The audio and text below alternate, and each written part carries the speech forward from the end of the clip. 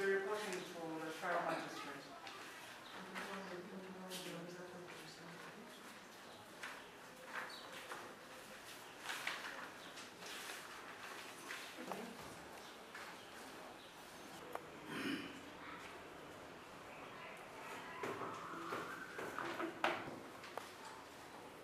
Bond is granted at a land cash of 2 million shillings for the accused person at her own cognizance.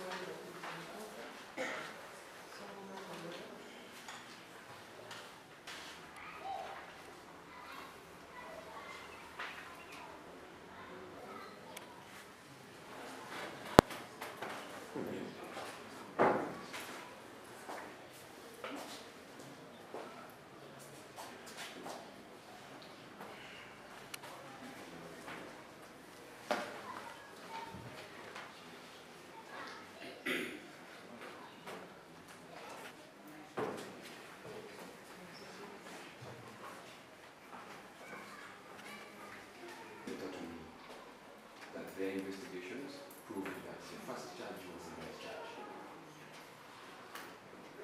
That the witnesses have failed to produce any evidence. Remember today, the prayer made is a speculative prayer because even if the witness had been detained, they had been given ample time before to produce the said evidence. You're not delving into the evidence that was produced and whatever came out. It is our humble prayer that this Honorable Court, by virtue of Section 75, entertains a bail application so that on the grounds that the accused person is a student at Kyambogo University,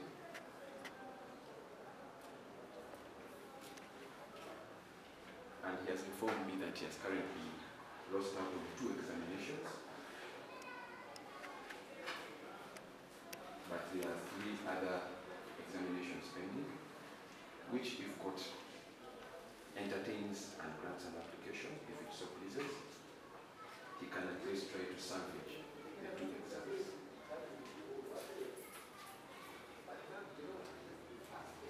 Even at this court, rightly, in the first case, it rightly so decided not to entertain the application on the basis of the charge sheet. But up to today, the same hasn't been brought forward. So we pray, Your Honor, that the state, having all the machinery and capable of ensuring that the accused person can ultimately be brought back, if we reach that stage, it can do so. But under the circumstances, Your Honor, we pray that you entertain a bail application.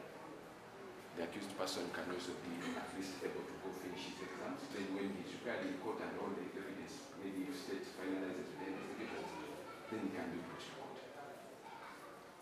We humbly pray that court entertains the application and are sure it is present.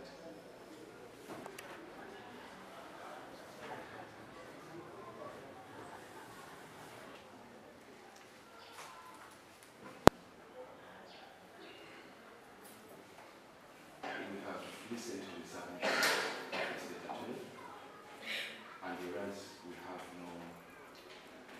no issue with whatever it is that the state intends to do. Our only based on the fact that both the amendment and the said evidence are speculative in nature.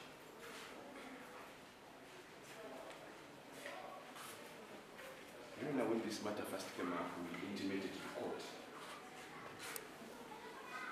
that we intended to apply for bail, upon which the court rightly so stated that it was not premised to entertain an application at the time.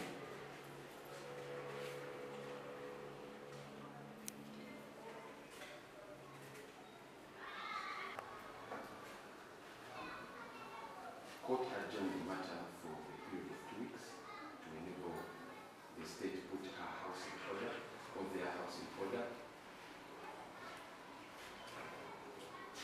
and upon return,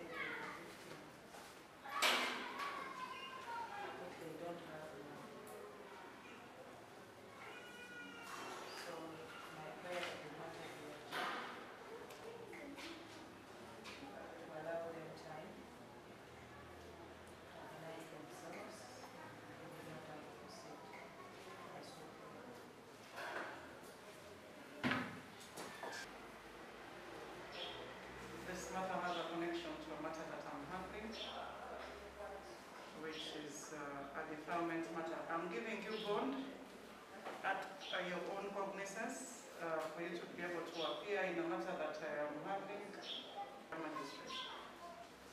I'm only any issues of the matter failing to proceed because of her absence.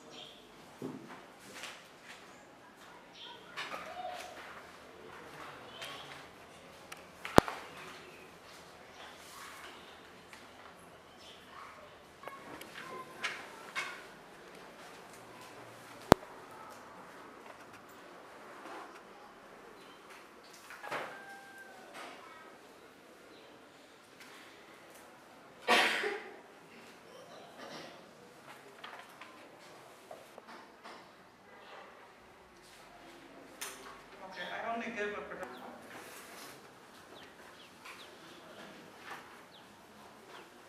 Entertain the bail application today. I will adjourn this matter to the 6th of December, and if no amendment is made on the said date, the bail shall be considered. Your father remanded till the 6th of December.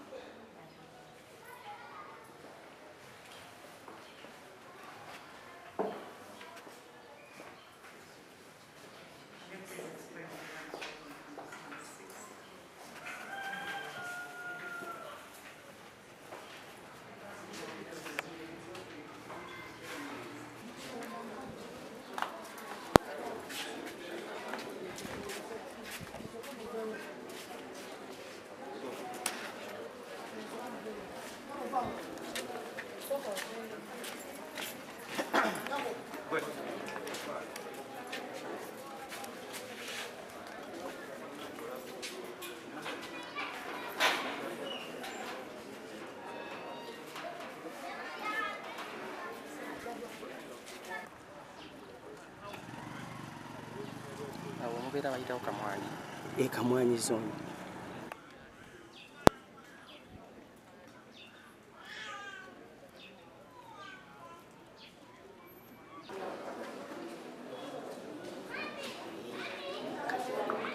Batuyambe badduukirire omwana omuwala ono. ne maama ayambibwa okugibwako omusango ogwamuteekebwako. Amanyaze mwami mugemu ndiwano mu kkooti leero nga nsaba buyambi oluvannyuma lw'omwana wange wa myaka 13 yakabasanyisibwa omwana w'omwami omusirikale kapiteeni wako mutabani we yasoboye ku mwana wange ng'ennaku z'omwezi 2 omwezi ogw'ekkumi ne ŋŋenda ku poliisi omusirikale omwana n'akwatibwa ne batusaba ebiwandiiko ebyogera ku buzaale bw'omwana bwe twabireeta owa poliisi ati yakwata mama wa mwana n'amusiba abadde mukomera emyaka emeka mwezi mulamba kuba bamutwala 28 ogw'ekkumi mwezi mulamba ng'ali mukomera mama w'omwana kati batusendeke wa state atereza omusango ne state yennyini atukola bwati ne bwati tusaba bannange okutuyamba saba kutuyamba omuntu yenna ebibiina ebiwanizi by'eddembe ly'abaana omukyala nakiwala kingi olwaniridde abaana abangi nsaba nange onyambe nfune okukanya ku mwana wange ate oyo omwami eyakabasanya omwana wange waswa Aaron si yasoose waliwo n'omwana omulala ali ku kyalo bamuyita fulo lwakubanga bo tebasobola kukola ki kuvaayo kwebwa naye nze nsaba Madamu Speaker yingira mu nsonga zino ntase ku mwana wange omwana ali mu kyamusanvu abadde akola kyamusanvu tubulire akubira maama w'essimu nga lumu amugamba maama bampambye n'ekifo kye ndimu sikimanyi ne bamuggyako essimu kaakati maama n'atwala omusango ku poliisi awabe missing person n'anoonya omwana mpaka poliisi yamugamba nti genda naawe gira onoonya nga naffe tunoonya bwe yatuuka kuwe mukwano gwe bagambye omuvukera gwe yakabasanyula gwe bayita fulu n'amugamba oba onoonya mwana oyo keberako mu kikomero ekyo era maama yagenda okulinza ng'omwana aleka mwali n'adduka ku poliisi era poliisi nejja nekwata omwana nekwata oyo omwami n'aggalira naye okuvuulu owa poliisi abadde mukambwe nnyo gyendi takoparatinga nange yaŋŋamba ensonga ngende oluvannyuma okuŋŋamba mbunkoleki nti ekisinga omwami oli ate ne bagezaako okukola ki okumbusaabuza saba kuyambe bakama bange kwe kweyambisa bukedde TV muyambe nsanga amazima g'omwana wange olyo yakabasanya omwana wange waswa Aaron ali ku university omwana wange ali mu P7 bantumye ebipapula byonna mbirese nina immunization card gye baatupanga ng'omwana akoze eki ng'omwana azaalibwa lwe bamugema bennyini omwaka ogwedde omwana yawandisibwa mu nnira era nina ekiwandiiko kya nnini nkirina byonna nabirako obundi sekyatoni nebagamba ngudirima nsaba maama nabbanja naawe oveeyo nyambe omwezi 28 ogw'ekkumi omukulu wa poliisi akola ku nsonga zaffe yankubira kweta ebipapula by'omwana nange nentegeeza mama w'omwana kuba saali naye ze nali ngeze ku mirimu gyange ne mugamba twalayo ki ekipapula ky'omwana olwakitwala ne mugamba bawe fotokopi olwatuuka ku poliisi abajjako fotokopi agimuwa owa poliisi yalwanira kipapula ne bamukwata mbwafoojiza ebipapula ne tubagamba bannange ebipapula byaffe tetubifoojiganga byebyo eddwaliro byeririmu era abaami abo okumanya oyo omusirikale taata w'omulenzi yali fayiro omwana wange okumanya akola bingi baagenda ne ku ddwaliro ne bakyusibwa nze nagenda ku ddwaliro neŋŋamba ali musota w'eddwaliro tinjagala kumanya bikuddwandiko bya mwana wange yaŋŋamba bugambi omwana ono poliisi gwenoonyezaako konze ssebo naŋŋamba gendeza ensonga genda ku poliisi ne mugamba nze nga taata w'omwana sirina buyinza bumanya biwandiiko bya mwana wange naŋŋamba gwe gambye genda ku poliisi naye nangoba olwo lwe nagenda ku nnira nenzija ekikakasa nnira nempa ekiwandiiko ekikakasa nti omwana yawandiika era yazaalibwa twawa ekyo ekipapula n'omwana twamutwala ku ssomero gy'asomera byepapula byemu bye twawandisaayo kati awo nsabira banyambe bannange bwe baŋŋamba mbu ffe twafoojinga ebipapula kati oba eriyo bo nga bo bamanyi ebipapula ebituufu ebiraga obuzaali bw'omwana wange kati bo ebipapula bagamba nti omwana yali wa myaka emeka polisi mukugulawo omusango yawandiika emyaka 14 omwana n'amugamba madamu emyaka nina 13 namugamba tofayo njakitereeza nange bwe nali nkyali ku polisi owa polisi nga nsomera mu fayiro ng'amaze okukebera omwana kikakasiddwa tiyakabasanyiziddwa n'asoma emyaka 14 ne mugamba madamu nedda omwana wange alina emyaka 13 yazaalibwa 28 omwezi ogw'okubiri 29 n'aŋŋamba kimpandiisa ekyo ngakitereeza era ne bwe nagenda mu State wa State ne munnyonnyola kyekimu kyekyo ebipapula byonna nze byennyina birageeza ennaku z'omwezi. Amanya Kibonoka Sulaimaani. Nze kisinga okuneewuunya mu musango guno mama wa mwana waabwe abanga omwana we akabanyisanyiziddwa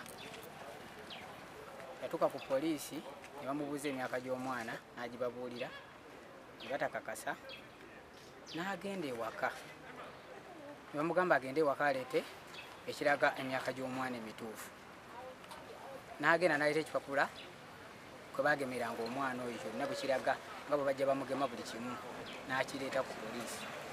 Bw'akireeta ku poliisi omukyala yakola ku musango n'akitunuulira n'akikolamu fotokopi n'amugamba kale genda amaze omubuulira nti omwana myaka 13 n'ekipapula nga bwekyogera. Mama omwana agenda otuuka mu kooti nga kooti egamba nti omwana wa myaka 14. Mama omwana n'agamba nedda omwana wa myaka 13 era n'ekipapula baakiyisaawo buli kimu ne bekola ki ne bakinoonyereza buli kimu ne bakikebera. Namuzi n'agamba ate ndabawo myaka mirala. Namuzi n'asirika fayiro byetereezebwa. Fayiro bwe yaddayo okutereezebwa bwe yaddayo ne bagizeeyo ku poliisi. Mama omwana n'okuira essimu nga bamuyita ku poliisi ajje bakole ki ajje balabe ekipapula ekyo namuwa ekipapula ajje nakyo najja ne fotokopi n'ekipapula nga kiri mu kasawo.